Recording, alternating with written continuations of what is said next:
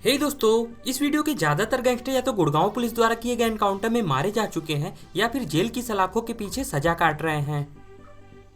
इस लिस्ट में 10वें नंबर पर नाम आता है कुख्यात गैंगस्टर सुरजीत कटारिया का। इस पर 3 हत्या समेत कुल 30 से ज्यादा आपराधिक मामले दर्ज हैं। यह पहली बार अपने ही सगे चाचा की हत्या के आरोप में जेल गया था। अक्टूबर 2015 में पैरोल पर बाहर आया और उसके बाद पैरोल जम करके फरार हो गया। फरार होने के बाद इसने कई वारदातों को अंजाम दिया। जुलाई 2016 में इसने अपने एक पुराने साथी की धंधे में विवाद होने की वजह से हत्या कर दी थी। इस पर राजेंद्र पार्क एरिया में विनोद नामक व्यक्ति की गोली मारकर हत्या करने का मामला भी दर्ज है। इसके अलावा इस पर एक व्यापारी से 5 करोड़ की फिरौती मांगने का मामला भी दर्ज है। गुड़गांव पुलिस लगातार इसकी तलाश में जुटी हुई थी और अगस्त 2016 में गुप्त सूचना के आधार पर सुरजीत कटारिया और उसके 2 साथियों को गिरफ्तार कर लिया गया था।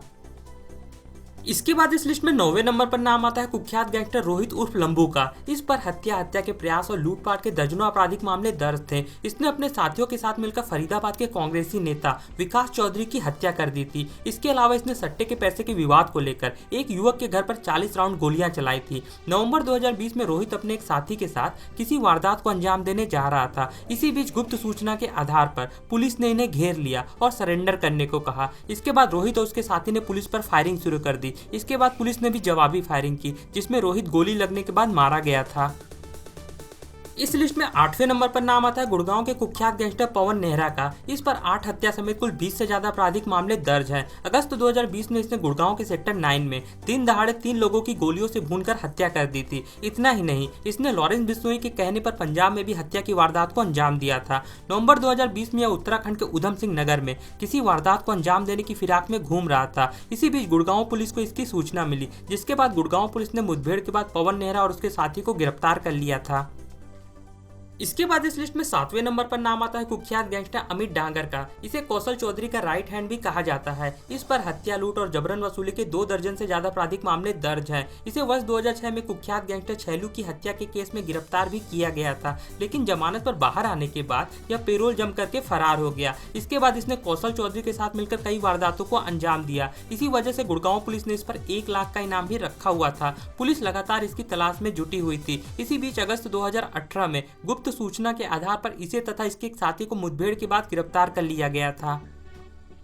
इस लिस्ट में 6वें नंबर पर नाम आता है गुड़गांव के कुख्यात गैंगस्टर सूबे गुर्जर का। इस पर 11 हत्या समेत कुल 40 से ज्यादा आपराधिक मामले दर्ज हैं। यह वर्ष 2005 से ही जुर्म की दुनिया में सक्रिय है। इसने गैंगस्टर कौशल चौधरी के साथ मिलकर कई बड़ी वारदातों को अंजाम दिया है। इसने वर्ष 2018 में मानेसर गाँव में सुमेर यादव नामक व्यक्ति की गोली मारकर हत्या कर दी थी। इसके अलावा इस पर ततारपुर के पूर्व सरपंच की हत्या का मामला भी दर्ज है। इसी वजह से इस पर 5 लाख का इनाम रखा गया था। पुलिस लगातार इसकी तलाश में जुटी हुई थी और मई 2021 में इसे दिल्ली एयरपोर्ट से गिरफ्तार कर लिया गया था।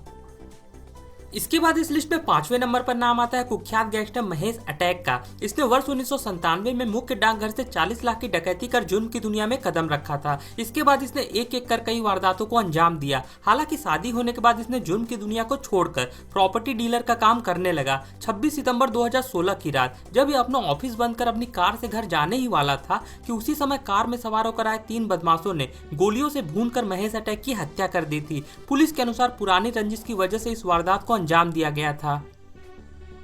इस लिस्ट में 4थे नंबर पर नाम आता है कुख्यात गैंगस्टर अशोक राठी का। इस पर हत्या, लूट और मारपीट के 40 से ज्यादा आपराधिक मामले दर्ज थे। इसने वर्ष 1999 में डकैती की वारदात को अंजाम देकर जुर्म की दुनिया में कदम रखा था। इसके बाद 2001 में इस पर हत्या का पहला मामला दर्ज हुआ। आपको जानकर आश्चर्य होगा कि इसने वर्ष 2011 में प्रॉपर्टी विवाद की वजह से अपने साले और सास की हत्या कर दी थी। इसके बाद अगस्त 2011 में इसने एक दोहरे हत्याकांड को अंजाम दिया, जिसके बाद इसे उम्र कैद की सजा हुई और वर्ष 2014 से जेल में बंद था। नवंबर 2019 में जमानत पर बाहर आया हुआ था। इसी दौरान 3 बदमाशों ने गोलियों से भूनकर इसकी हत्या कर दी थी।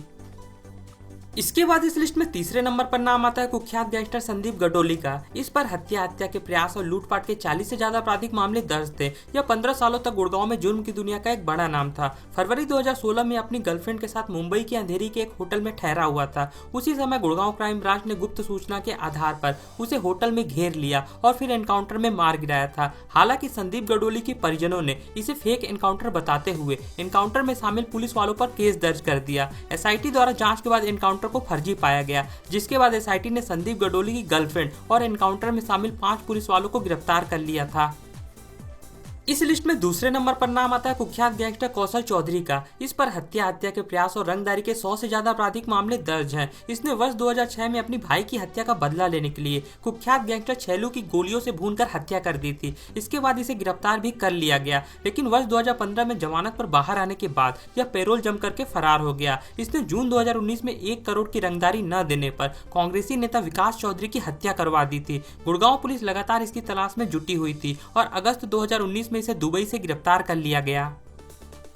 इसके बाद इस लिस्ट में पहले नंबर पर नाम आता है गुड़गांव के टॉप गैंगस्टर बिंदर गुर्जर का। इस पर हत्या के प्रयास और रंगदारी के 100 से ज्यादा आपराधिक मामले दर्ज हैं। बिंदर गुर्जर और संदीप गडोली एक दूसरे के जानी दुश्मन थे और दोनों गैंगों में गैंगवार होती रहती थी। इसी दुश्मनी की वजह से वर्ष 2016 में बिंदर गुर्जर ने गुड़गांव क्राइम ब्रांच के साथ मिलकर संदीप गडोली की हत्या का षड्यंत्र रचा। इसके बाद 7 फरवरी 2016 को गुड़गांव पुलिस ने संदीप गडोली को मुंबई के अंधेरी के एक होटल में एनकाउंटर कर मार गिराया था। इस एनकाउंटर के बाद संदीप गडोली के घर वालों ने केस दर्ज कराया कि बिंदर गुर्जर ने पैसे देकर यह फर्जी एनकाउंटर कराया है। एसआईटी द्वारा जांच के बाद एनकाउंटर को फर्जी पाया गया था, जिसके बाद बिंदर गुर्जर और 5 पुलिसकर्मियों को गिरफ्तार कर लिया गया।